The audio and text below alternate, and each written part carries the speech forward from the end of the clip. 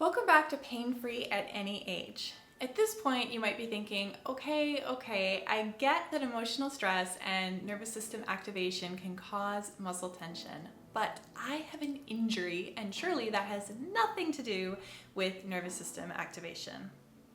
Well, maybe. In this video, I'm going to share with you the difference between physical pain and neural pain and why your injury might have less to do with your aching body than you might actually think.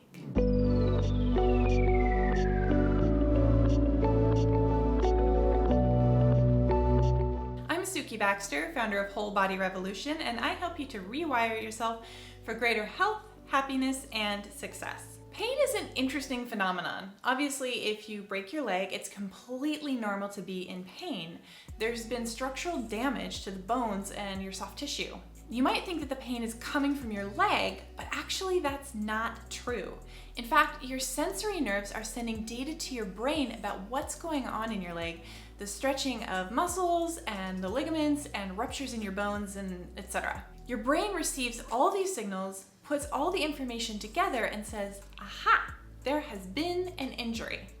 This is a problem and we should not be running on that leg, so sound the pain alarm. Pain is actually a sensation that's generated by your brain and not by your body. And this is not the same as saying that it's all in your head. That's a very important distinction. You are not making your pain up, whether you have an injury or not. However, intensity of pain is dependent on a lot of things. Take, for example, the case of Lorimer Moseley, a pain researcher who was walking in the bush, felt a poke on the ankle and thought he scratched his leg on a twig. He walked a little further before passing out as he'd been bitten by a highly poisonous snake. Fortunately, he survived, but 6 months later when he was again walking in the bush, he really did scrape his leg on a twig. However, the second time he collapsed in agony despite the fact that he had almost no injury. Why did he experience virtually no pain the first time when there was actually a huge injury but tons of pain the second time when he wasn't in danger at all? Well, his brain was operating on context. He'd grown up walking in the bush and scraping his legs on twigs, so when the snake bit him, his brain interpreted the sensory input as not dangerous. But after having a life-threatening injury to that area, his brain was much more sensitized to the input, and the next time something scraped him on the ankle, even mildly, it didn't hesitate to sound the alarm using pain. And this, my friend, is why your injury may have very little to do with the pain that you are experiencing.